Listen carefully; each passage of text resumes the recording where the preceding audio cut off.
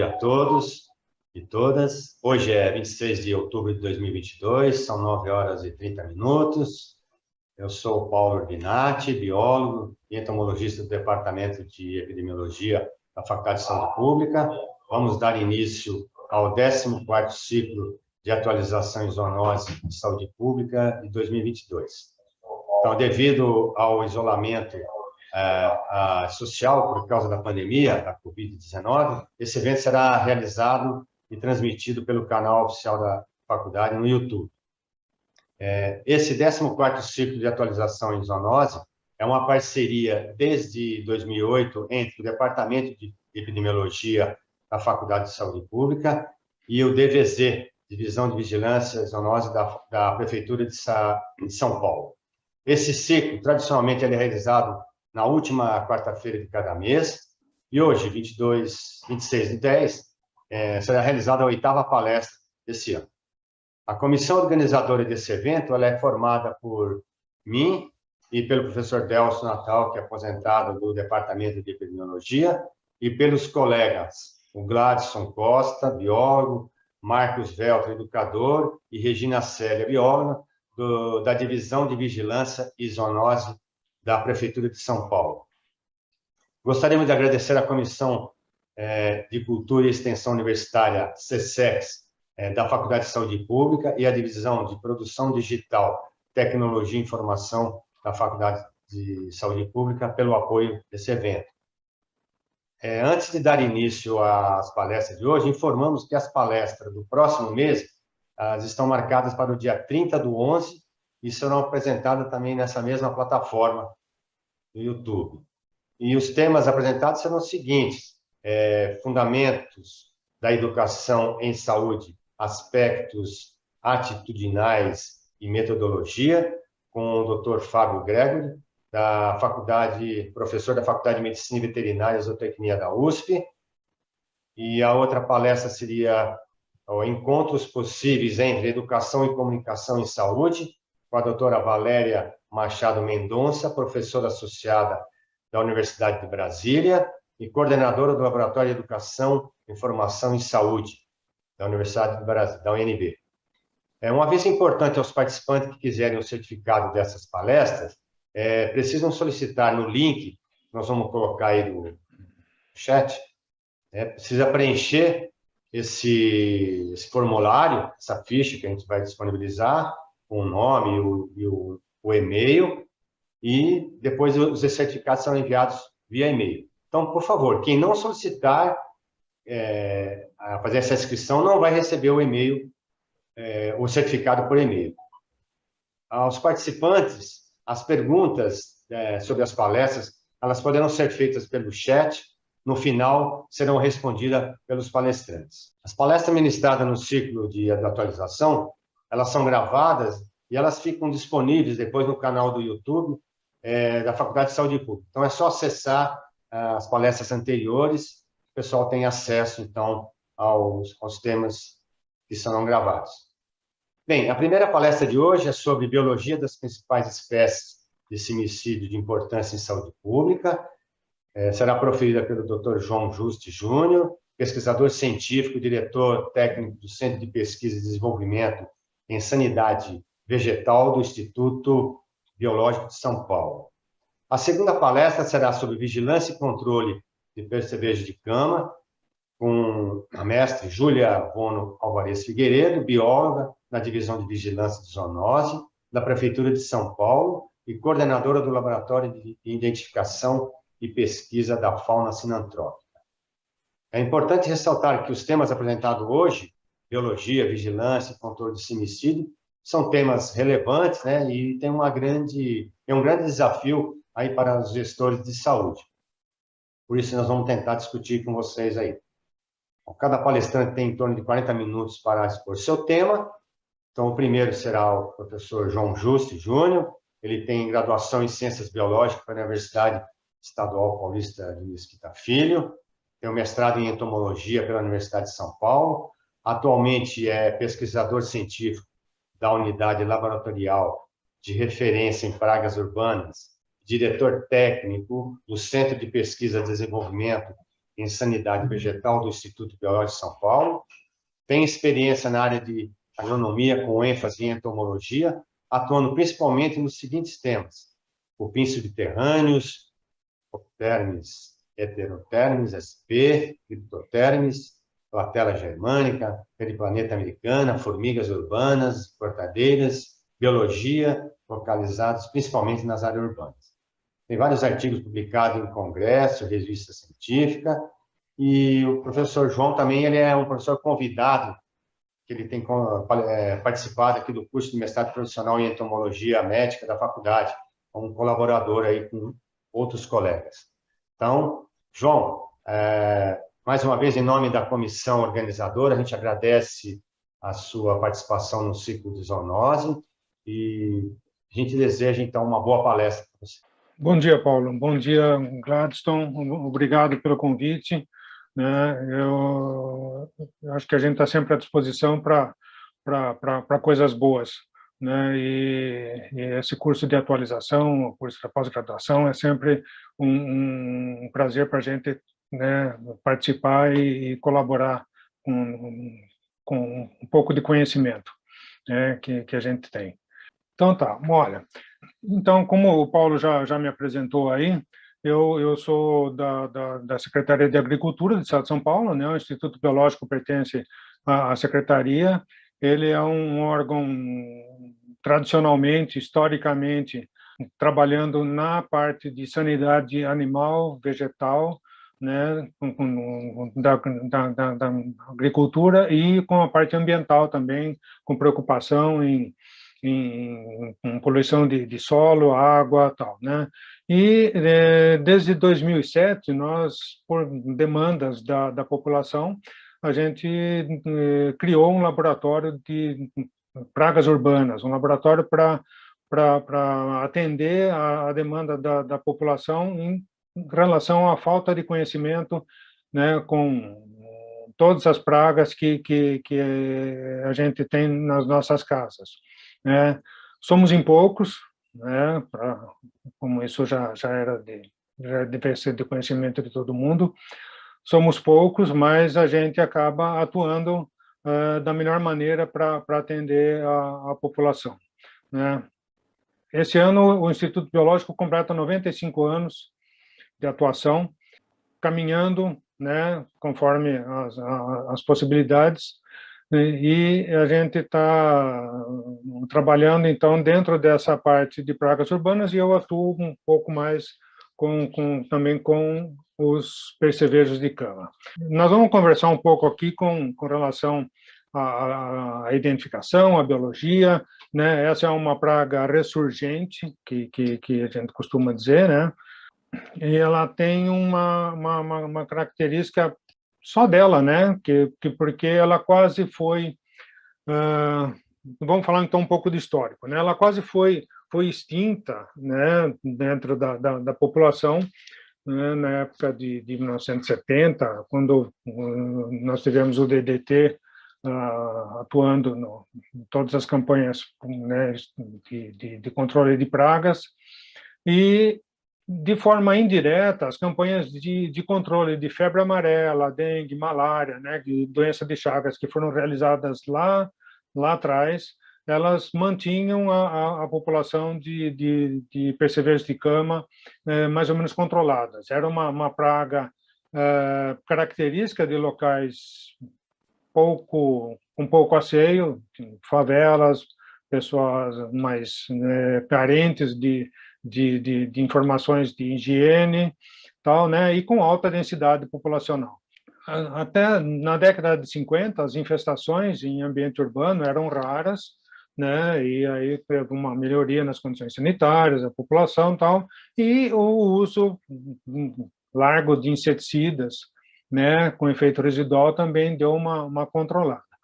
O DDT, então, com a vinda do famoso DDT, essa população quase acaba por causa do poder de inseticida desse produto, Esse quadro foi mantido de maneira estável porque eles acabavam não sendo considerados um problema sério, né, de saúde pública. Eles eram mais um incômodo, né, do que um problema sério de saúde, né?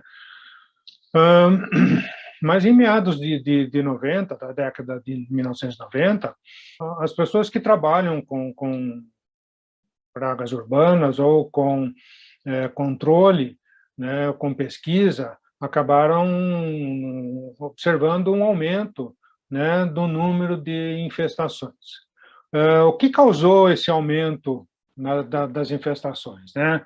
Então, as causas, né, consideradas são a globalização, a facilidade de transporte de pessoas e mercadorias de uma maneira rápida pelo mundo, né? Nós vamos ver um pouco de números logo mais à frente. Mudanças no manejo, né, e tratamentos que não eram tão bem feitos, uma falta de preocupação com o transporte, né, inseticidas que eles eram pouco eficazes devido também à forma de comportamento, né, desse bicho, que ele se esconde, ele aparece muito em cama, como o nome já diz, e aí não dá para dar um banho de inseticida na cama e depois o fulano deitar lá para dormir, né? Então tem que ter uma outro tipo de atuação, né, com os inseticidas, um aumento da concentração também das pessoas em grandes centros, né, uma alta densidade populacional, também é considerado uma forma de facilitar a atuação, né, desses insetos, e a gente teve também um desenvolvimento de resistência desses insetos aos inseticidas, né, uma pressão de seleção por tanto uso de DDT, por tanto uso de outros inseticidas ao longo dos anos, né? A gente vai ver falar um pouquinho também disso, né, né, desse desenvolvimento dessa resistência. E hoje, o que era um inseto, uma praga, um incômodo para a população mais carente, né, hoje ela é uma praga democrática e atinge toda a população, né, todos os níveis sociais, econômicos né, o que mais a gente considerar, né, porque ela se espalhou de uma maneira tranquila, né, ela não, até a população aumentar de forma que a gente acabe se preocupando, ela já aumentou muito, né? Então, se a gente se preocupa com surge a, quando surge uma praga nova, a gente já se preocupa de cara, né? O controle fica mais fácil, né? O controle fica mais eficaz porque você tem uma população, uma distribuição, né, na faixa da população, ou seja lá ela na agricultura, né, menor, então esse controle é maior, né? Então, como, né, essa coisa não teve essa preocupação, a gente acaba tendo uma infestação generalizada, né? E ela então atua, está aí presente em todos os níveis sociais, socioeconômicos, né, diferente do que foi no passado. Então, para a gente ter uma ideia da distribuição desses bichos, né, no mundo, a gente tem duas espécies, basicamente, consideradas uma como tropical, o percevejo de cama tropical, né, que atuando mais na faixa tropical do mundo, né, obviamente, né, e uma outra espécie que atuava mais no mundo todo. Até 1930, a gente tinha mais ou menos uma representação desse tipo para a distribuição e quantidade desses insetos no mundo, né? De 1930 a 1980, a gente teve uma diminuição, né, por causa dos inseticidas e de técnicas de aplicação, tudo, né, a gente teve uma diminuição da população. Com a proibição do DDT e a diminuição, a gente da ocorrência dos insetos, a gente acaba negligenciando um pouco o cuidado, né, com isso. Isso acontece com dengue, isso acontece com chikungunya, isso acontece com né? E pode acontecer com SARS-CoV-2, com uma série né, de doenças que estão ressurgindo se a gente não tomar cuidado, se a gente não tomar vacina, se a gente não tomar, né, os devidos cuidados, isso pode ressurgir. Após 1980, a gente já começa a ter uma mudança, então, na distribuição desses insetos pelo mundo. E com o fluxo muito grande de pessoas pelo mundo, né, a gente acaba tendo uma distribuição maior ainda, que a gente acaba levando na mala, na roupa, nas cargas, nos navios, em todos os meios de transporte que passem de um lugar para outro, né? A gente veja o exemplo da Covid, em novembro, dezembro, estava lá na China, em março estava no mundo inteiro. Então, né, dessa forma que é feita a distribuição de todas as pragas. E, com isso, a gente tem um aumento, né, disso tudo, somado mais à resistência das populações, as viagens, comércio, né, e tal. Então, esse é um histórico de distribuição e do porquê do ressurgimento desse inseto.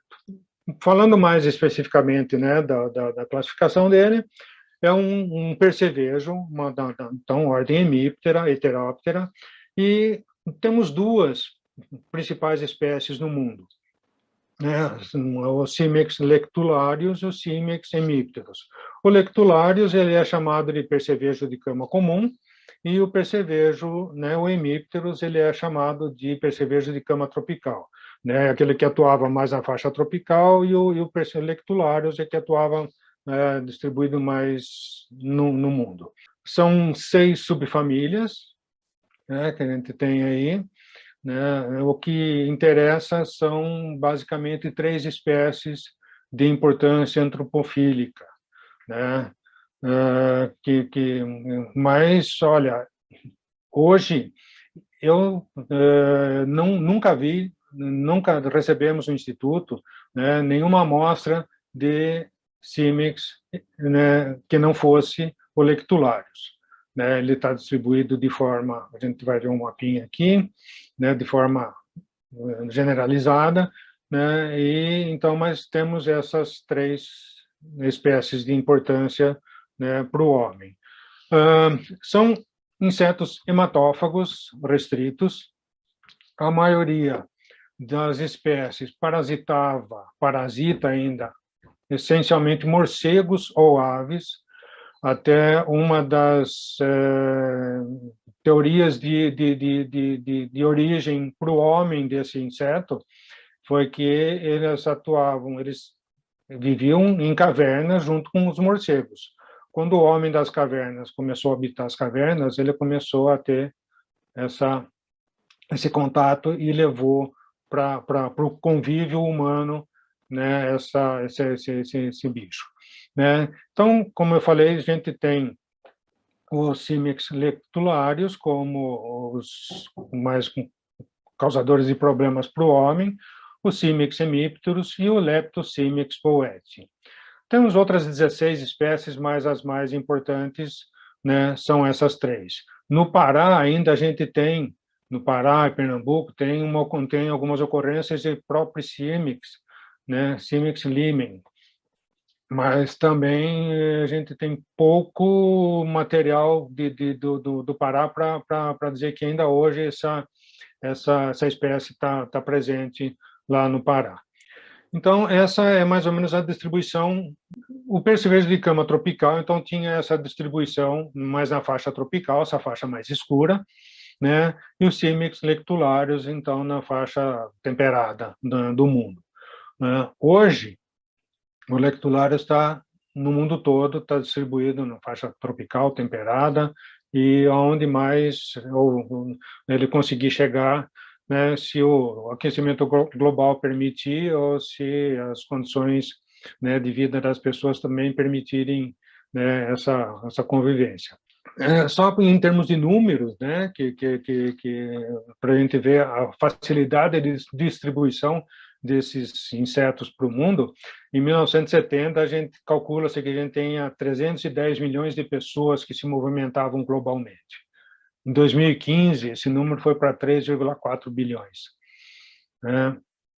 Hoje, 2022, a gente pode botar um tanto mais aí, porque, né, isso não para, e a facilidade de transportes e tudo, né, acaba aumentando essa distribuição e a chance de ter, né, uma distribuição tanto de gente quanto de pragas que possam vir junto com essas pessoas e tudo que elas transportam, né? E isso também, a gente pode dizer que medidas de prevenção ao transporte são ineficientes, não foram, são, né? Que a gente tem casos de infestação em aviões, né? E avião comercial ele não pode parar para ser feito um controle, né? E como controle basicamente é com inseticida, por ser mais rápido, mais efetivo, então o avião não pode parar. Então imagine a complicação numa infestação no avião que as pessoas acabam carregando para casa sem saber que está carregando, né? Em termos de resistência, algumas especulações dizem que o percevejo lá né, dos nossos avós ele era um pouco diferente de hoje, né? Eles têm uma defesa, algumas defesas consideradas múltiplas, né, contra inseticidas. Isso é uma pressão de seleção, o uso indiscriminado de produtos químicos acaba selecionando insetos com, né, uma resistência natural maior, né? Então essa resistência pode ser uma cutícula mais espessa, onde há um retardo ou até impeçam a penetração do inseticida. Eles têm uma gama de enzimas que podem neutralizar os inseticidas, e eles possuem mutações também, então, meio generalizada, que impede os inseticidas de agir nos alvos. Isso foi pressão de seleção, então a gente tem esse desenvolvimento dessa resistência maior da atual população de percevejo. Bom, então vamos lá ver, né, como é que é esse percevejo, né? Ele é um inseto pequeno, achatado, né? Isso é conveniente para ele porque ele vai se esconder em frestas, em pequenos lugares, para ele ficar escondido durante o dia e tentar a alimentação quando for necessário. Então são insetos pequenos, de 4 a 7 milímetros de comprimento, corpo achatado, dorso ventralmente. Ele tem ali, tem uma régua, a gente tem... por causa esse slide está aí porque por causa das picadas, algumas pessoas acabam confundindo com picada de pulga ou com picada de carrapato. Carrapato não o grande, porque a gente vai ver, né? Mas as ninfas, as formas mais jovens, né, que picam, causam coceira, que é um sintoma meio parecido, mas a gente vai ver que a picada do percevejo de cama, ele é um pouco diferente, né, da picada do carrapato e da pulga, né? A pulga então tem o percevejo achatado dorso ventralmente, a pulga não, o carrapato também. E só para efeito de comparação, tem uma semente de maçã, né, junto com um adulto de um percevejo de cama, para a gente ter ideia de proporção e do tamanho do bicho e da dificuldade até de se enxergar. Quando a gente não conhece, não sabe o que a gente está procurando. Então, um pouco da finalidade da minha apresentação é mostrar para as pessoas como elas identificam, como elas acham também a presença do inseto dentro de casa, sem que ela tenha necessariamente que enxergar o inseto. Então, esse é uma microfotografia, né, do percevejo de cama. Como todo bom percevejo sugador de sangue, ele tem um rostro, né, um aparelho, um sugador, picador, dividido em 3 partes. Um percevejo de cama, então ele é um hematófago, esse rostro num percevejo fitófago, ele é dividido em 4 partes. Essa é a forma da gente diferenciar um fitófago de um hematófago. O predador, ele tem também esse aparelho bucal, que é dividido em 3 partes, mas esse aparelho é curvo. E no hematófago, esse aparelho é reto. Temos uma antena com 4 segmentos, 1, 2, 3, 4, né? São 4 segmentos. Existe uma diferenciação nessa parte da antena aqui, entre o lectularius e o hemípteros, que nós vamos ver, eu já vou mostrar já, né? A gente tem asas vestigiais, ele não é alado, ele não voa, ele só caminha, né? Então a forma dele se distribuir pelo mundo é andando, né? Então é a gente quem distribui esse bicho, não ele que sai por aí, né? Então essa asa é vestigial, né? Nessas setas pretas aí. Então essa asa é vestigial, aqui, e ele é coberto de pelos dourados que a gente vê bem nessa região do pronoto aqui, que é né, na antena. Então esse bichinho a gente então, é dourado, pelos dourados, asa vestigiais. O macho é um pouco diferente da fêmea. O macho tem o abdômen um pouco mais pontudo, né? A fêmea é um abdômen arredondado, né? Então, essa é a maneira mais fácil da gente separar machos das fêmeas. Em termos de separação entre as espécies, né, essa parte aqui, né, é importante por causa do formato do pronoto, dessa cavidade, né? Então a gente consegue ter essa separação e por causa do formato da antena, né? No outro caso, o pronoto ele é mais alongado, essa cavidade é menor e a antena o Nemipterus ele é mais lisa, né? Aquele pedaço maior da antena, né? Que seria esse aqui, tá? Então a gente separa as duas espécies que são as mais comuns para de ocorrência aqui, né? Com essas características básicas, né? Que com um microscópio, com uma lupa, a gente consegue enxergar facilmente. Aqui a gente tem uma chave resumida da identificação desses insetos, né? Então, partindo-se do inseto, a gente tem características, né? Outras que não aquelas duas básicas que eu mostrei lá, né? Então, comprimento do rosto, né? Como é que ele, né? Se ele não ultrapassa o primeiro par de pernas, na outra espécie ele ultrapassa.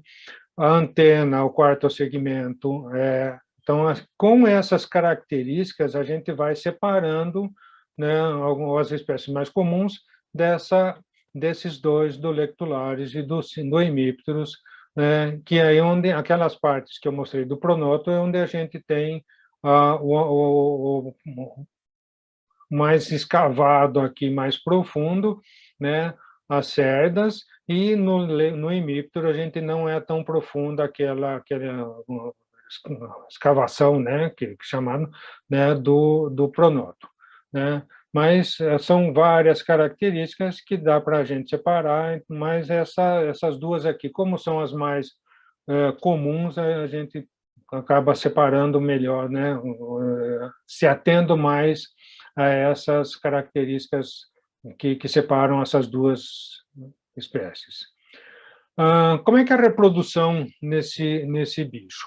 O macho ele tem um órgão copulador meio, parece uma agulha, né, com uma foto, né, de resolução alta, a gente vê, e ele insere esse órgão copulador em qualquer parte do abdômen da fêmea, né? Ele perfura a parede abdominal, né? E deposita os espermatozoides diretamente no interior do abdômen das fêmeas. A fêmea tem um trato reprodutivo completo, né? Não é como o macho que tem essa aberração, né? E a função do trato, né, reprodutivo da fêmea é, obviamente, oviposição. Como é que, então, a gente... Né, então, o ciclo desse inseto, como é que é? Né? A gente tem... Todos os insetos, eles têm estágios, né, de crescimento. Esse inseto, o percevejos de cama, ele passa por 5 estágios, 5 ínstares, né? Ele precisa de pelo menos uma refeição, né, um repasto sanguíneo, no caso, por estágio de desenvolvimento, para ele mudar de estágio, né? E esse estágio de ovo adulto demora de 4 a 5 semanas, né? Dependendo, então, da temperatura que ele está submetido. Uma fêmea coloca de 200 a 500 ovos durante a vida dela, e os adultos conseguem sobreviver de 20 a 400 dias sem alimento, né? As ninfas, felizmente, um pouco menos, né? De 3 a 4 meses, sem alimentação. Então, aqui em cima a gente tem uma foto dos ovos. Já vou começar a chamar atenção para as partes, né, de reconhecimento de uma infestação dentro de uma casa, né? Aqui a gente tem ovos, marcas de fezes, uma ninfa, aqui, né? E aqui eu tenho uma parte aumentada de marcas de fezes, que se o inseto se alimenta de sangue, ele defeca sangue. Então, por isso que tem a gente encontra essas marcas marrons aqui, escuras ou pretas, de acordo com a idade dessa mancha. Um comparativo dos estágios de desenvolvimento, né? Então, ovo, primeiro estágio, segundo, terceiro, quarto, quinto, e os adultos, né? Uma fêmea com o abdômen mais arredondado e um macho com, né, mais pontudo aqui. Para ter uma ideia do ciclo de vida, né, do percevejo de cama, isso é geral, né? Então a gente tem essa figura, né, com o ciclo, né, de ovo, com a medida, a ninfa, ninfas de segundo estágio com um pouco mais de 2 milímetros, terceiro estágio 2,5 milímetros, quarto estágio 3 milímetros, 4,5 milímetros o último estágio, e o adulto de 4,5 a 7 milímetros. Então, esse é um ciclo, né, de desenvolvimento desses insetos. Então, como a gente falou lá no início, eles são essencialmente hematófagos, né? Uma ninfa não alimentada, ela é transparente, ela só vai ficar escura depois do primeiro repasto, né, que ela consegue fazer. Ela triplica basicamente de tamanho, né, com a quantidade de sangue que ela acaba ingerindo, né? Um adulto, aqui a gente tem um adulto também pleno de sangue.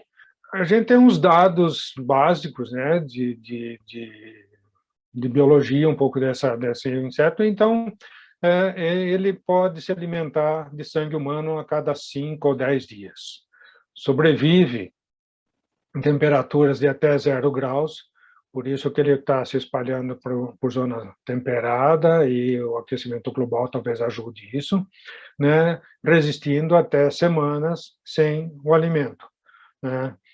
A alimentação se dá em intervalos de 3 a 14 dias, depende da temperatura ambiente, mas tanto ninfas quanto adultos podem ficar sem o alimento, né? Vida total, um ciclo de 18 meses a 20 graus, 18 a 20 graus Celsius, e até 34 graus Celsius, 10 semanas. Né? Isso 18 meses para 10 semanas é uma diferença boa. Então, a gente pode inferir que essa temperatura alta pode ajudar em algumas formas de controle. Como é que eu reconheço a presença desses insetos, né? Então, a gente recebe, às vezes, as pessoas no instituto com picadas, né? Aí, uma coisa bem característica desse inseto é que ele faz 3 picadas, né, que os americanos chamam de café da manhã, almoço e janta, mas ele faz essas 3 picadas como se fosse uma picada de prova, né? Ele vai picar uma vez, 2, na terceira ou na quarta ele se fixa e acaba fazendo o repasto sanguíneo, né? Essas é uma foto maior, né, bem mais ampliada das picadas, né, para a gente ter uma visão do dano, né, que ele causa na pele, né? Esse braço é meu, tá? Eu deixei que o percevejo me picasse. Aqui a gente tem 1, 2, as 3 picadas de prova. Essa reação é muito menor do que essas daqui, né? Essa, né? E então a gente que tem aqui o padrão linear das lesões, né? Das picadas, e aqui a gente tem uma ideia do dano. A segunda vez que eu fui picado, o dano foi muito mais perceptível. Tanto as manchas quanto a coceira que dá foi... Então, a gente vai desenvolvendo uma forma de alergia maior à saliva do bicho, que ele tem que injetar para não coagular o sangue, né? Isso aqui é uma reação alérgica.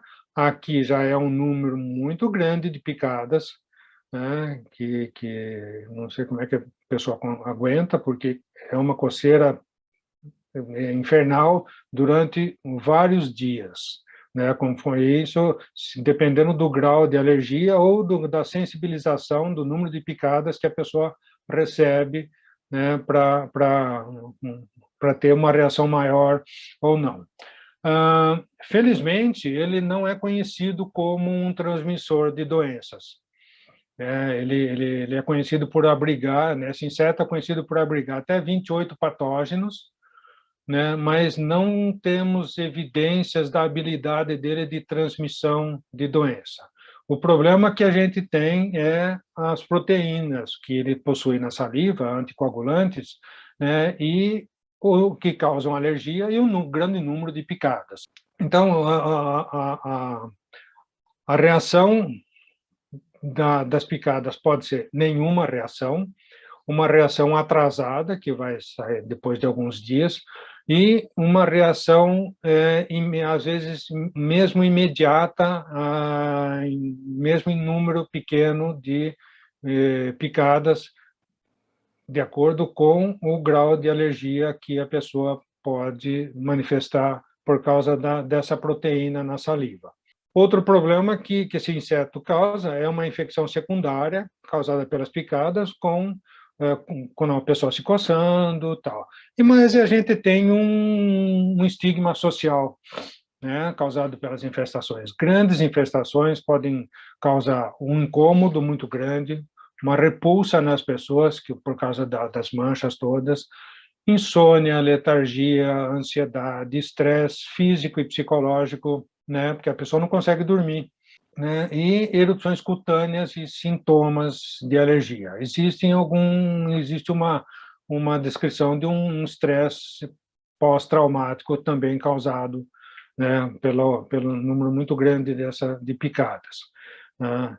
Então, a gente não tem a transmissão de doenças, mas a gente tem todas essas características que psicológicas, né, e até físicas, né, nos sintomas de alergia, do incômodo causado por esse inseto. Como é que a gente identifica, então, uma infestação se eu não enxergo, por exemplo, o inseto, né? Quando a infestação é muito alta, ele tem um cheiro de Maria Fedida, um cheiro meio adocicado. Algumas empresas nos Estados Unidos treinam cães para farejar a ocorrência desses insetos nas residências, né, no colchão, na cama, né? A gente pode identificar a ocorrência, né, pela quantidade de fezes, de mancha de fezes, né, no tecido do colchão, da poltrona, né, da cama, né? Então, e aonde esses insetos acabam se escondendo, né? Esconderijo primário seriam as camas, a cabeceira da cama, o travesseiro, colchão, o estrado, né? E são mais próximos porque a pessoa, na hora que ela se deita, ele percebe tanto o calor do corpo quanto o CO2 emitido pela respiração. Então, ele sai do esconderijo e vai, então, né, para fazer o repasto sanguíneo, né? E outros esconderijos secundários que a gente pode ter, como rodapés de móveis, rodapé do carpete, né, atrás de quadros, tal. Então, a gente tem manchas no colchão, a gente tem no estrado da cama, tanto em camas de metal quanto em estrados de madeira, né? A gente tem os indícios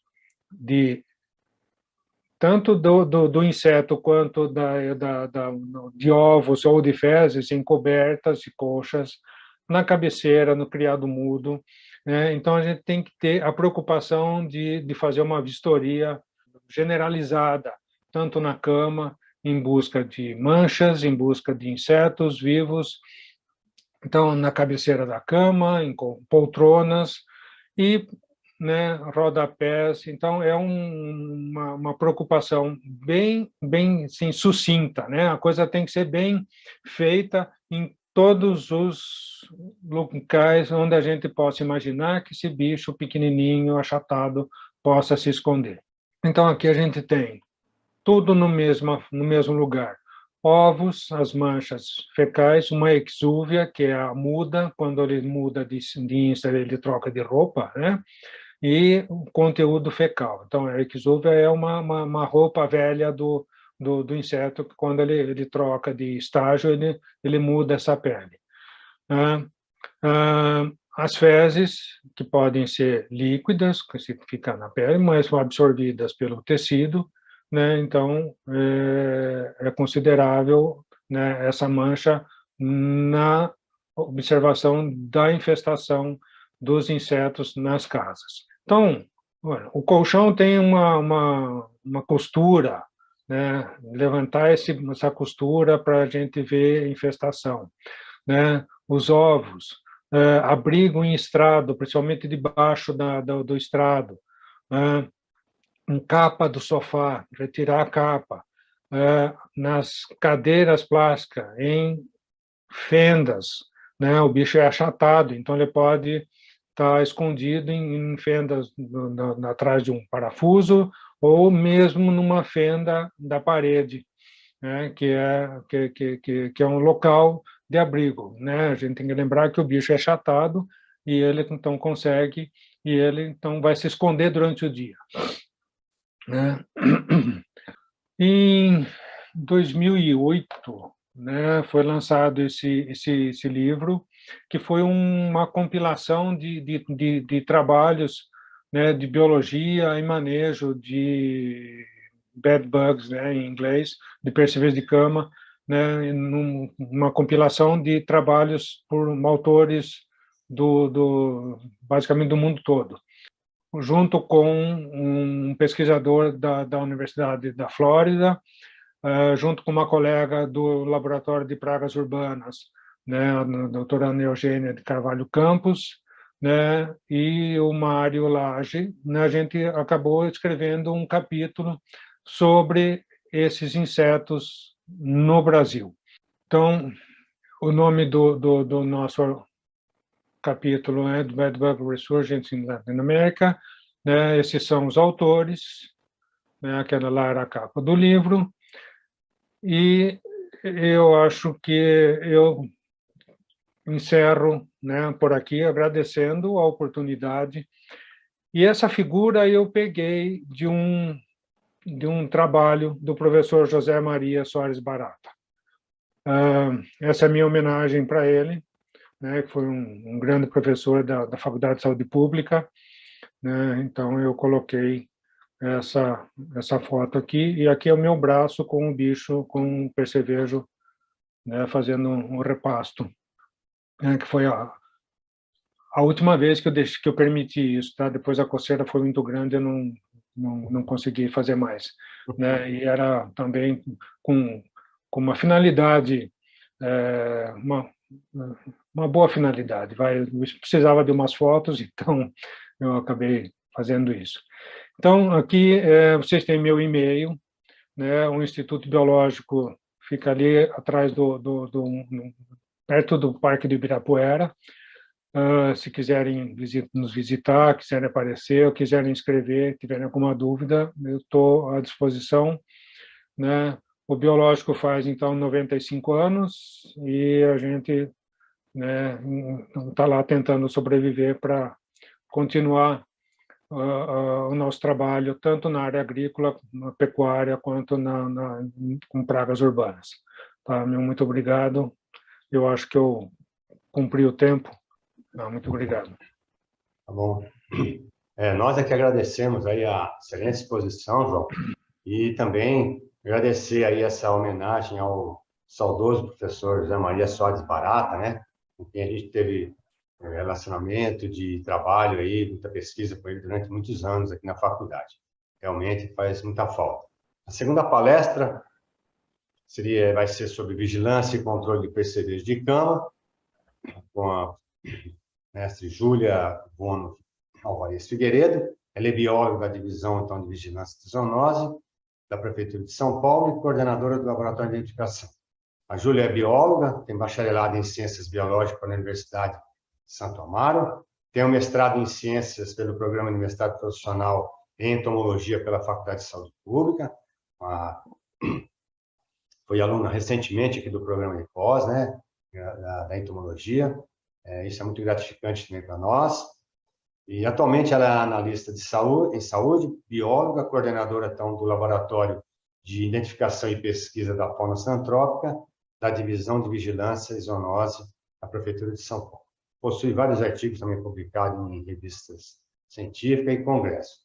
Júlia, em nome da comissão organizadora, a gente agradece também a sua participação nesse ciclo. Você já tem colaborado outros anos também, e é um prazer a gente ter aí uma ex-aluna, né, do curso de mestrado profissional que a faculdade oferece aí para o pessoal da área de serviço, e a gente deseja, então, a você uma boa palestra. Obrigada, professor.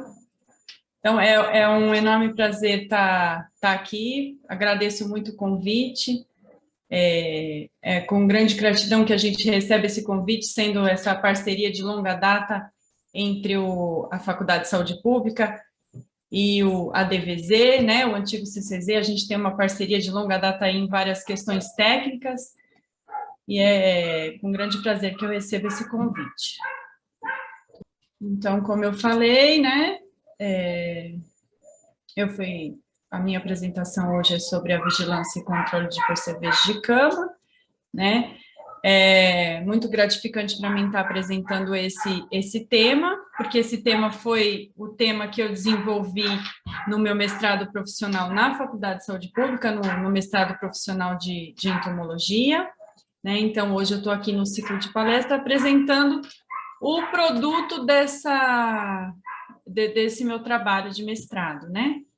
Então, vamos lá. Como já colocado pelo colega João aí, né?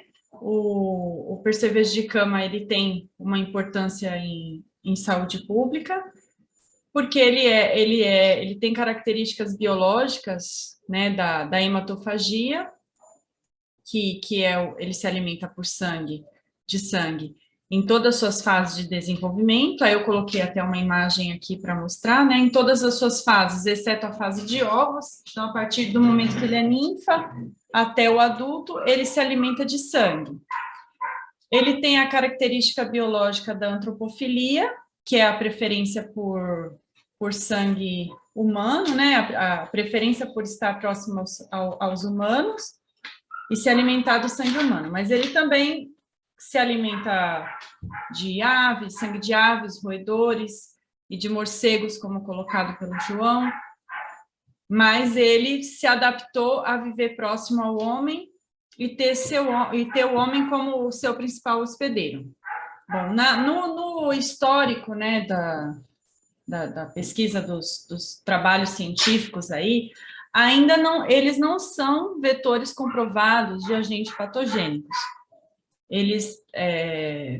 Foi testado a capacidade deles estarem carregando patógenos, mas ainda não está comprovado que eles possam transmitir doenças. No entanto, a característica biológica da hematofagia, que é a alimentação de sangue, e o antropofilia, de estar próximo ao homem, são características biológicas que favorecem o seu papel de importância em saúde pública, né? Por estarem... tem essa importância. Aí, bom, além disso, tem a questão dos problemas com as picadas. Então, são animais que picam para se alimentar, causam grande desconforto, porque tem hábito noturno, elas picam à noite, durante o sono das pessoas, e causam um grande transtorno quando a pessoa tem esses insetos na sua residência, né? Podem desenvolver, algumas pessoas podem desenvolver uma grande doença, né, dermatológica, que na literatura eles chamam de cimidíase, que é justamente por causa do nome biológico do inseto, né, de Cimex lectularius, que é o percevejo de cama mais comum, encontrado nas residências. Então, na área da dermatologia, eles chamam as infecções, o prurido, a coceira, toda essa questão dermatológica que acontece devido às picadas, de cimidíase. O que mais? Aí eles são insetos capazes de gerar grandes infestações devido ao seu hábito biológico, né? E como colocado também na outra palestra, eles são disseminados facilmente nos meios de transporte, transportados pelas bagagens. Então, tendo em vista o mundo como é hoje, né, fácil transporte de avião e todos os meios de transporte que a gente tem, tivemos alguns problemas técnicos aqui, mas agora retornando. Bom, então, como eu estava falando, na minha tese de mestrado, eu pesquisei, a tese de mestrado foi fazer uma atualização dos conhecimentos sobre percevejo de cama no mundo e tal. Então, lá, estudando lendo esses artigos e tal, lendo manuais de percevejo de cama, de vigilância e controle de percevejo de cama em outras cidades do mundo, né? Eu fiz a proposta de um guia de vigilância e controle que pode ser desenvolvido em qualquer cidade do mundo, com ideias que eu peguei de outras cidades que têm um programa de vigilância já desenvolvido. Então, tá aí. Então, a ideia hoje, na palestra de hoje, seria apresentar o conteúdo desse guia que foi desenvolvido, né? Que é um material que a proposta é oferecer subsídios para padronizar as ações frente às infestações, né? Com essas informações, a implantação de um programa de vigilância entomológica voltado para percevejo de cama, porque assim a gente estabelece uma fonte de dados e compreende o panorama real da infestação que ocorre, que hoje em dia não se tem essas informações atualizadas, porque ou as infestações as pessoas procuram controlar conforme elas encontram, pelas empresas controladores de praga, que hoje são as que atuam mais nesse assunto, e a gente não tem um panorama real das infestações, e tendo em vista ser um inseto que tem sua importância em saúde pública, é importante a gente estar vigilante, né, desse espécime que se alimenta de sangue. Então, agora a gente entra na parte do guia, né? O guia oferece um passo a passo de como está fazendo a vigilância e controle do percevejo de cama. Então, o primeiro passo aqui é dentro da vistoria, reconhecendo a infestação. Então, o primeiro passo vai ser a pesquisa de foco de percevejo de cama. Então, para essa pesquisa de foco, nós vamos precisar dos materiais de luvas, pinças, uma lanterna e potes coletores para coletar as amostras que forem encontradas, com o auxílio da pinça. E a lanterna, vocês vão entender o porquê, né? Então, vamos lá. Na vistoria, no intradomicílio, então aqui a imagem já é autoexplicativa, porque ela mostra os locais onde devem ser pesquisados na busca por percevejos de cama. Né? Essa imagem eu peguei de um manual que é da cidade de Nova York, né? Um manual sobre controle de percevejos de cama, e aqui ela mostra onde deve ser pesquisado. Então, não só na cama, o nome percevejo de cama é porque ele costuma ficar na cama, porque ele vai picar a fonte alimentar, que é o homem, à noite, porque ele tem o hábito noturno de se alimentar. No entanto, numa grande infestação, ele pode estar em vários outros cômodos, em várias outras regiões da residência. Então, como mostra aqui, tanto na cama como no criado mudo, nas almofadas, papel de parede, se no caso tem papel de parede instalado, atrás dos quadros, em frestas na parede, interruptor de tomada, quadros e outros materiais que grandes infestações podem estar tendo abrigos para esses insetos estarem residindo. Aqui uma outra foto de um outro manual também, mostrando como que faz essa vistoria no ambiente. Então, a lanterna vai ajudar a iluminar as frestas, né, os locais por onde ele se esconde, porque, como bem colocado na palestra anterior, são animais achatados e pequenos, né? Então, eles costumam ficar nas frestinhas.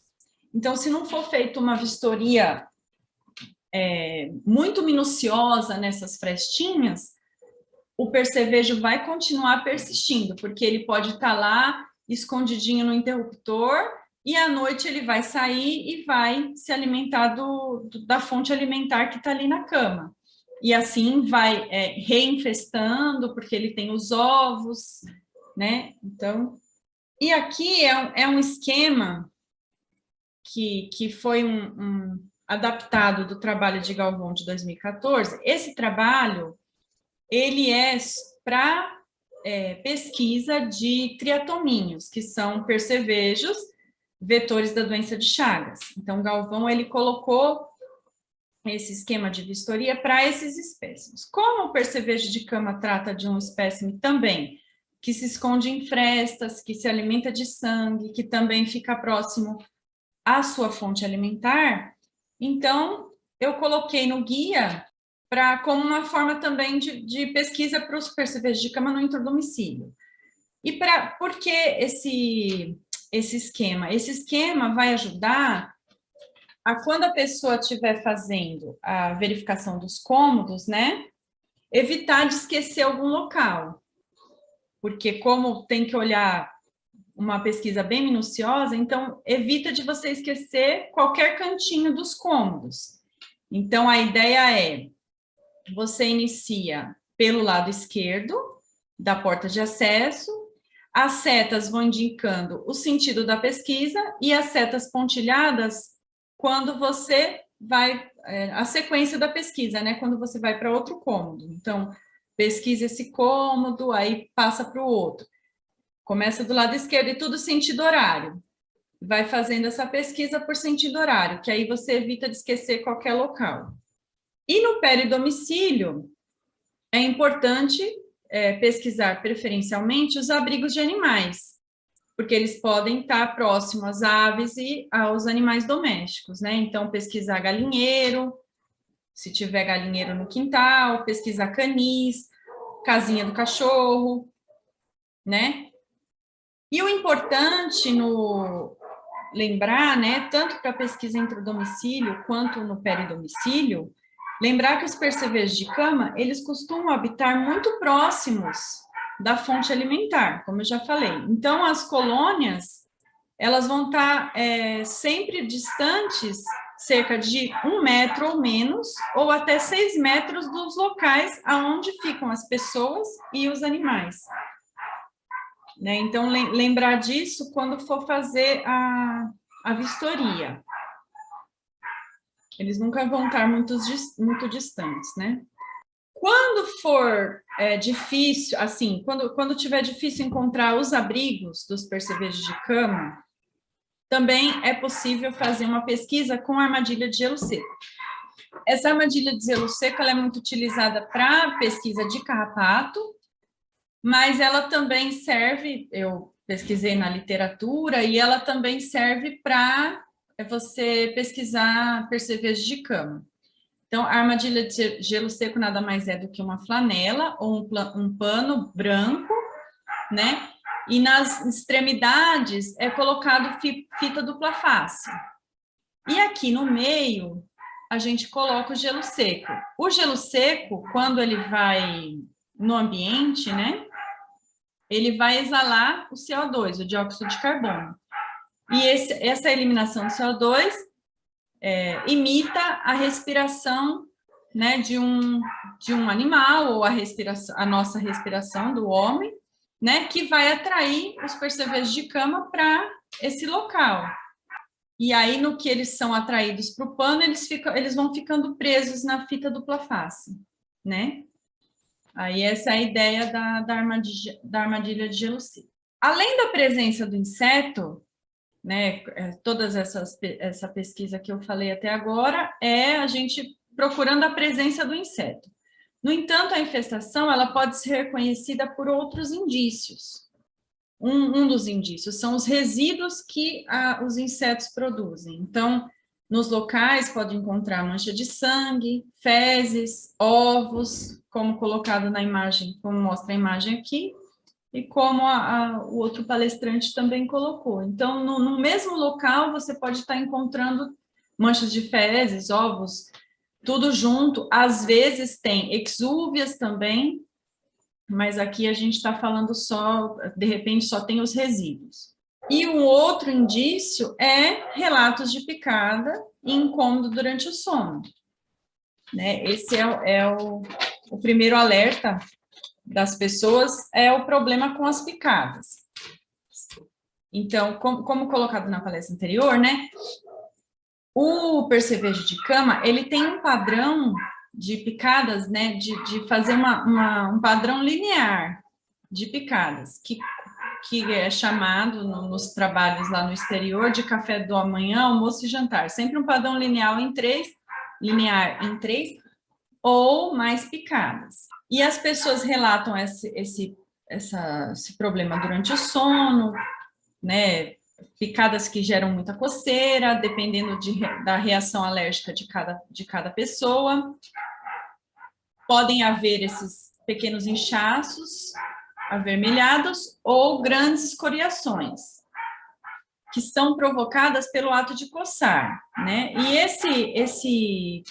esse ato de coçar pode gerar outras infecções secundárias dermatológicas, por isso é um grande problema dermatológico.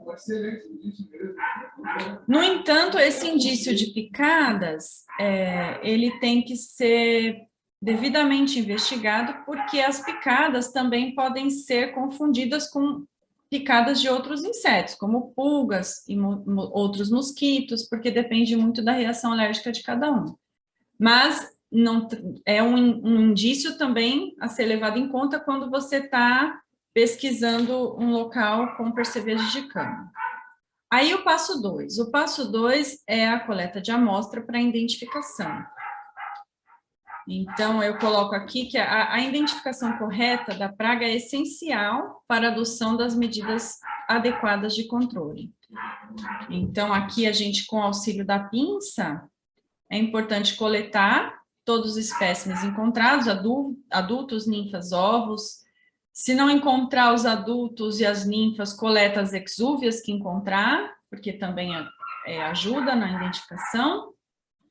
Armazenar em frasco, né? Frascos plásticos transparente de preferência e bem tampado, e deve ser enviado para o laboratório de identificação. Aqui eu faço a propaganda do nosso laboratório aqui, que é o Laboratório de Identificação e Pesquisa em Fauna Sinantrópica, que é um laboratório de referência do município de São Paulo, que faz esse serviço de identificação.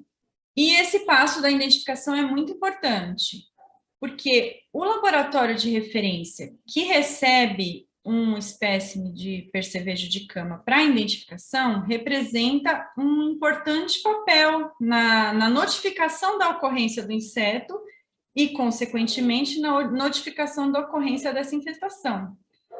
Né? E com essa prática, né, o Serviço de Vigilância Entomológica atua com o seu elemento-chave, que é a organização de um sistema de registro de dados.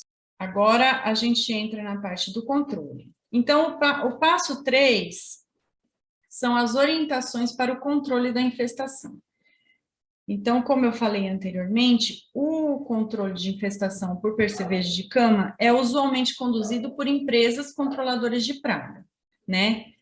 No entanto, para áreas de precárias situações econômicas, como asilos, abrigos públicos, presídios, é importante que o Serviço Público de Saúde atue nessa demanda, né? Porque a gente sabe que são insetos que geram grandes infestações.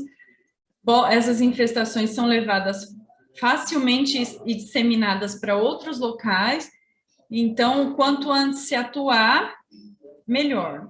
A questão do uso de pesticidas químicos, então, existe, né, no mercado controle para percevejo de cama com o uso de pesticidas químicos. No entanto, é um tratamento que deve ser realizado somente por profissionais que são autorizados, né, de empresas controladoras de pragas, e nesse sentido, a gente deve instruir aos munícipes que recorram a empresas devidamente cadastradas, para que se faça o uso correto do pesticida e não cause outros problemas relacionados ao uso do químico, né? Porque às vezes você está querendo controlar um inseto e aí você usa o químico e você gera um outro problema de alergia aos produtos químicos e assim vai. Então, você acaba gerando outros problemas. Então, tem que ser uma coisa feita com muita coerência. Aí, as orientações para o controle, então, eliminar os insetos que encontrar. Então, aí eu também utilizei as imagens daquele manual da cidade de Nova York, como eu falei.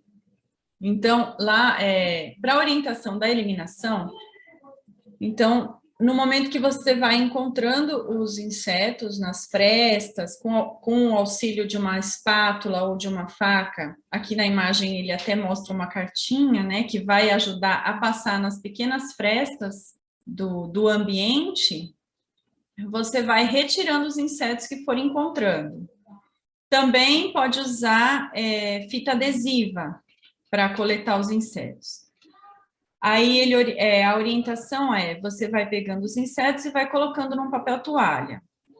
E depois você usa um fluxo quente do secador de cabelos durante 30 segundos no papel, toalha, porque esse vapor quente faz com que mate os percevejos que tiverem sido coletados. Também é importante fazer uma limpeza geral no ambiente, então verificar materiais armazenados que possam servir de abrigos, então ir verificando esses materiais que possa ser eliminado, né, organizar o ambiente,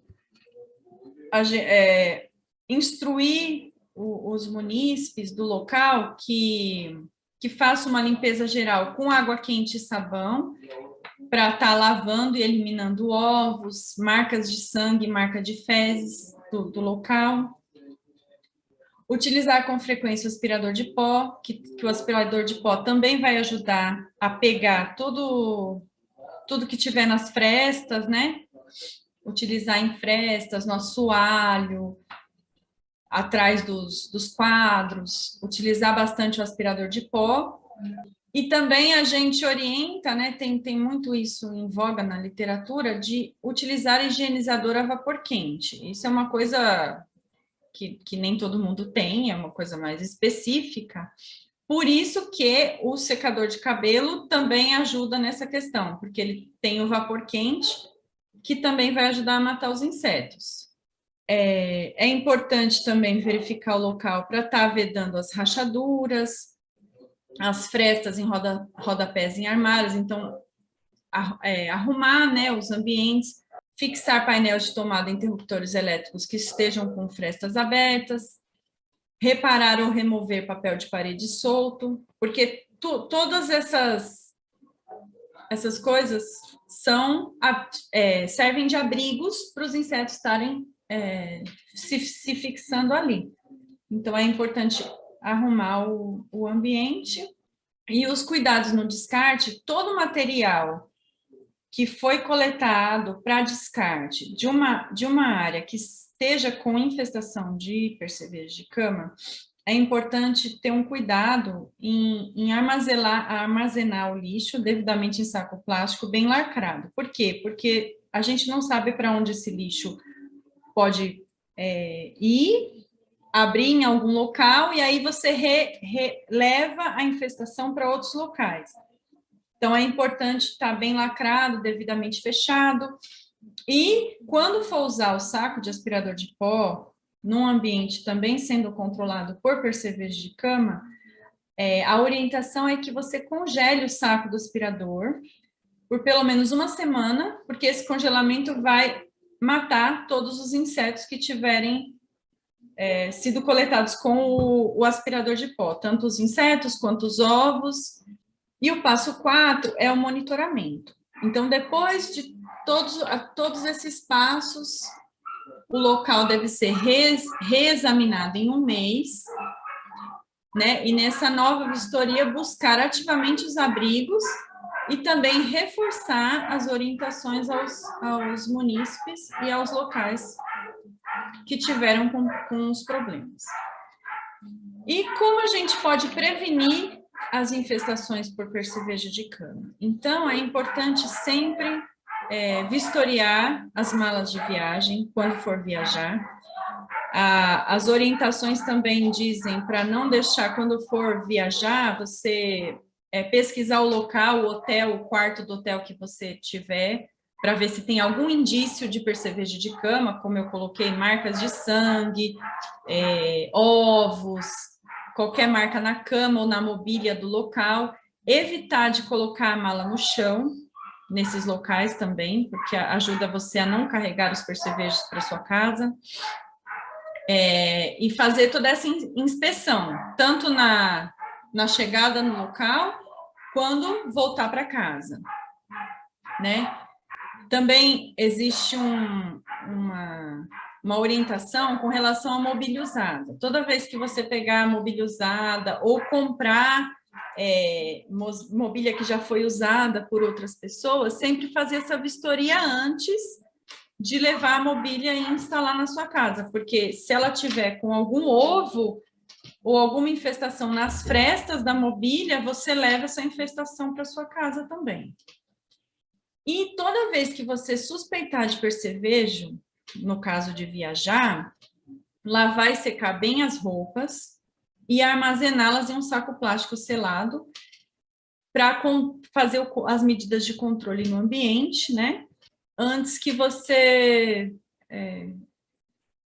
antes que possam estar os insetos nas roupas e tal. Então, lava bem as roupas, guarda as roupas e faz toda a pesquisa no ambiente, para evitar a dispersão, né? Bom, e aí o conteúdo dessa palestra que eu dei hoje, ele está todo publicado na revista Vetores e Pragas, né? Foi publicado nessa edição 58, de agosto de 2021. Todo o conteúdo está nessa publicação, que pode ser acessado pelo site da revista. Lá vocês têm como acessar, tem todas as informações que eu coloquei aqui, até mais detalhadas. E aqui está o meu contato, né, o telefone aqui do laboratório, o e-mail do laboratório. Como eu falei, o laboratório, a gente tem o nosso serviço lá no portal de atendimento do 156, tem a carta de serviços que explica o nosso serviço. Lá o nosso serviço está como animais transmissores de doenças, enviar para identificação. Lá tem todas as informações, como você envia qualquer animal que você suspeita que possa ser transmissor de doença ou que causa algum agravo na residência. A gente faz a identificação e passa essas orientações de biologia do espécime, se ele transmite ou não alguma doença. E qualquer dúvida, qualquer informação, podem me contactar, está o meu contato aí. Obrigada pela presença e agradeço o convite mais uma vez. Legal, Júlia. Muito obrigado aí também pela excelente exposição. Interessante o trabalho aí, eu não sabia que você tinha publicado ele na revista. Parabéns. Obrigada, professor. Bem, a gente vai ver as perguntas. Gladys, você tem as perguntas aí? Anotada? Tem algumas perguntas, sim. Queria antes parabenizar o professor João Justo Júnior e a Júlia Vono Álvares pelas excelentes palestras, muito elucidativas, e contribuíram bastante, né, com os profissionais que estão aqui junto conosco assistindo às exposições, né, na lida do dia a dia no controle desses insetos. Queria registrar antes a presença de pessoas, né, a Vanessa, de São José do Rio Preto, Camila, de Embu-Guaçu, Simone e Sandra, de Santo André, e tem a Claudiane, lá de Bacabeira, no Maranhão, que está dizendo que por lá não tem problema com percevejos. Tá? E aí eu vou colocar aqui, tem duas questões. Uma é da Mirelle Santos. Ela questiona o que fazer para evitar esses insetos, né? Uma primeira pergunta, o que fazer para evitar esses insetos? E ainda, existe algum trabalho que pode ser utilizado para prevenir o surgimento desses insetos? Então, deixo essas questões para os palestrantes responderem. Eu posso falar? Eu acho assim, eu acho que na apresentação a gente acabou respondendo a pergunta dela, né? Como evitar. E eu coloco a nossa publicação lá na revista Vetores e Pragas, como eu falei, lá tem todas as informações de como fazer uma vistoria no ambiente e como evitar de carregar um percevejo de cama para sua casa e como evitar de gerar uma infestação. Tem algum complemento, João? Eu acho que evitar é uma coisa não, eu acho que não. A gente tem como se prevenir de uma infestação com esses cuidados todos que a Júlia falou, que eu falei, né? E principalmente quando viajar, as malas não colocar no chão, a roupa, né, vistoriar, e tem gente até que já passou por infestação que chega em casa, não tira nada da mala, já manda a mala para lavar, né? Porque se for uma lavagem a quente, ainda as pessoas acham mais eficiente. Então, é uma prevenção mesmo, né? Se prevenir para não entrar em contato, né, buscando os sintomas da presença do bicho, com mancha de fezes, com tudo aquilo mais, né? E se tiver algum problema num quarto de hotel, é chamar o gerente do hotel e pedir para mudar de quarto, né? Se perceber alguma coisa. Então, é preventivo a coisa, não, né? Porque eu tenho uma colega que trouxe um exemplar para mim e falou, olha, estava subindo na parede. Eu falei, mas você viajou? Não. Como? Ah, a vizinha de cima é comissária de bordo. E a vizinha teve problemas com percevejo, né? Comissária de bordo, viaja muito e tal, e ela acha que o percevejo desceu pelo conduíte do apartamento, do prédio, e saiu no quarto dela, saiu na casa dela. Então, é preventivo mesmo, é conhecer, né, uma coisa básica, né, de ciência básica para procurar sintomas da presença do inseto e daí, né, eliminar o quanto antes o problema. Tudo bem. Tem mais questão aqui, Paulo. Tem o Jorge Pereira. Jorge Pereira, ele pergunta, ele quer saber, sabe dizer as maiores ocorrências de percevejo no Brasil por região? As maiores ocorrências de percevejo no Brasil e por região. Acho que é só para o João Juste. As maiores ocorrências, a gente tem um levantamento, a gente tem um formulário, um questionário no Google Forms lá, né, para as empresas controladoras de pragas responderem essa questão. A maior incidência está na Zona Sul, no Sudeste, né, e a menor no Norte e no Nordeste. Não, mas é o menor número de dados também que a gente tem nessas regiões, né? Então, a gente fica... o volume de pessoas, né, que chegam em São Paulo é maior, então, né, talvez a incidência seja maior na zona, né, na região leste, na região sul, né, e mais distribuídos no Nordeste e no Norte, né, em menor quantidade. Obrigado, professor. Tem mais uma questão aqui, Paulo, é do supervisor de vigilância ambiental. Pergunta, o Cimex lecularius só parasita o homem? Não, ele parasita aves também, o morcego, né? Ele é originário provavelmente, né?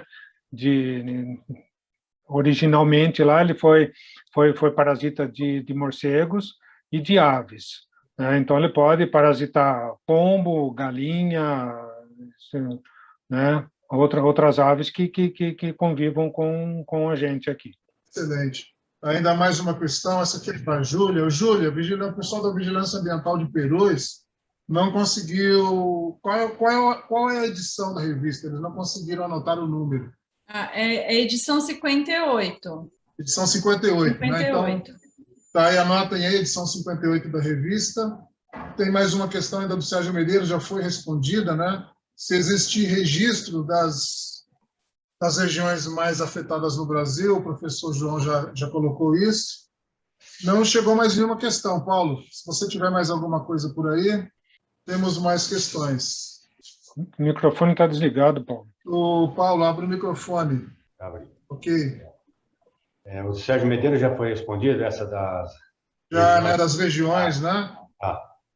A Sandra Padovani está falando aqui, ó, tivemos um problema no presídio, onde existe um grande problema no manejo ambiental pela periculosidade, né? Trabalho em presídio é sempre complicado. Existe algum inseticida mais indicado neste caso, né? Para além da questão do manejo que já foi colocado tanto pelo João quanto pela Júlia, né? A questão do manejo é importante, mas há esse questionamento, se existe algum tipo de inseticida indicado para tratamento de infestação por percevejo. Olha, inseticida existe, né? O problema é que você tem uma concentração alta de pessoas dentro do presídio e a gente sabe que para aplicar inseticida em qualquer local você precisa não ter gente nesse local, né? Então, o que tem que ser feito é tirar as pessoas, aplicar um inseticida e depois dar um tempo de carência lá para voltar as pessoas lá dentro, né? Isso aí é muito complicado em presídio, né? Porque não dá para tirar a população toda, para fazer um expurgo no prédio inteiro, né, de um presídio, porque é muita gente que tem que ser deslocada, né? Mas acabam fazendo algumas aplicações para ter um controle, né, e usando, né, aquelas coisas que a Júlia explicou bem aí, né, que são preventivas, né, até o uso de vaporeto, né, que é um equipamento que existia muito antigamente, hoje dá para a gente até alugar isso, né, mas ele joga um jato de vapor, né, com pressão, e então esse vapor acaba cozinhando os insetos e penetrando em frestas, penetrando em locais mais difíceis, né, da gente até visualizar, né, por causa desse vapor, então ele ajuda o controle. Mas realmente o controle em presídio é uma coisa que eu não trabalho efetivamente com controle, né? Mas eu vejo uma dificuldade muito grande, assim como em avião, né? Que eu já citei, tinha uma infestação num avião comercial, né? E aí você não pode parar o avião para fazer um expurgo lá dentro, né? O avião tem que ficar voando sempre, né? Então, o controle foi com aspirador de pó, foi com varreção, com limpeza, né? E até o vaporeto lá, no caso, o vapor, para um controle. Maravilha. Júlia, eu tenho uma Sim. pergunta assim, vocês que fazem a parte de vigilância, controle, tem algum registro de escolas municipais que tem ocorrido a presença do percevejo? Que a gente tem recebido aqui no laboratório, não. Eu não sei. O Gladstone tem esses dados? Vocês Não, têm tem recebido? a demanda, tem bastante demanda, principalmente de albergues, essas casas de permanência de moradores de rua, né? Que o pessoal passa durante a noite e depois, durante o dia, eles vão para a rua, enfim. Mas é praticamente albergues. Eu também já visitei alguns CDPs, mas a demanda maior é para albergues, Paulo. Para escolas, eu nunca recebi nenhuma demanda proveniente de escolas, etc. É mesmo de albergues, locais com grande concentração de pessoas, principalmente moradores de rua. O último caso que a gente recebeu foi de albergue mesmo, que eu ouvi falar. Exatamente, Foi, uma né? manifestação bem importante. Isso. O pessoal, no geral, aqui, Paulo, está parabenizando, né? Agradecendo a Mirelle, Jorge Pereira, Sérgio Medeiros, enfim. No geral, o pessoal está agradecendo as informações, parabenizando os palestrantes, e não chegou mais nenhuma questão aqui. Até o Se momento tiver a mais gente tem alguma coisa... 224 visualizações e 51 pessoas assistindo em tempo real. Sim. Bom, então acho que não tem. Eu não vi mais nenhuma pergunta. Só elogios aqui até agora. Se o pessoal tiver mais algum questionamento, alguma pergunta, alguma dúvida, pode depois escrever para a gente, né? Ficou disponibilizado aí o e-mail nas apresentações. Certamente a gente vai poder, né? Os palestrantes poderão tirar alguma dúvida a posteriori.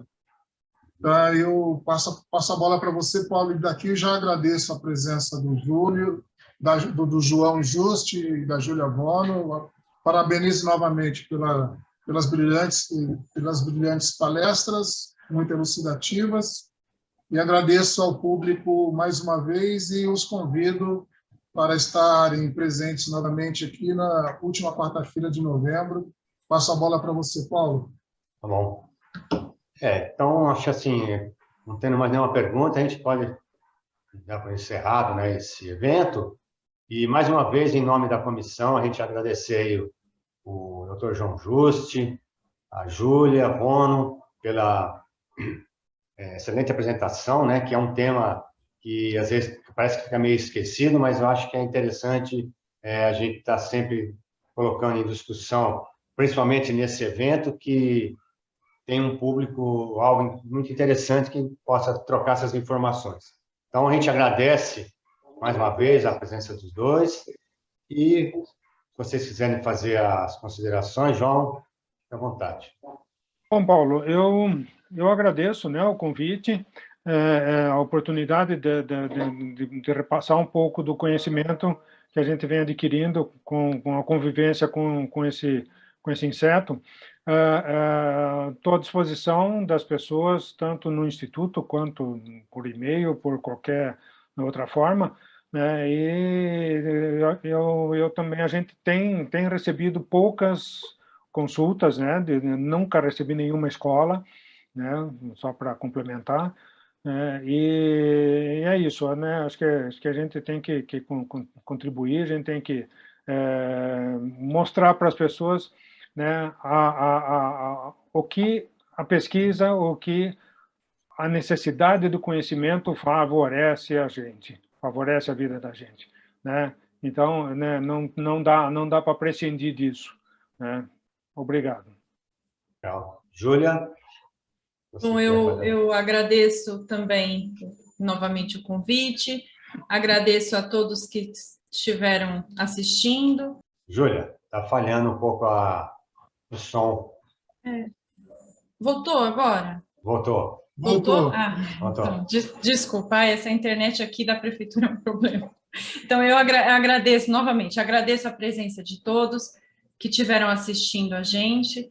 Como colocou o João, é muito importante a gente disponibilizar o conhecimento, que as pessoas com conhecimento é importante para qualquer coisa, né? O conhecimento. Então, a gente está aqui também à disposição para quem quiser nos procurar, quem quiser tirar dúvida, o laboratório está à disposição. Muito obrigada. Tá bom. Então, mais uma vez, então, agradecemos aí a participação de todos que colaboraram com as perguntas e a participação ativa aí no evento. E só lembrando, então, que a próxima palestra, que é a última quarta-feira de novembro, seria dia 30/11. Então, um abraço a todos, tenham um bom dia e até o mês que vem. Obrigado aí.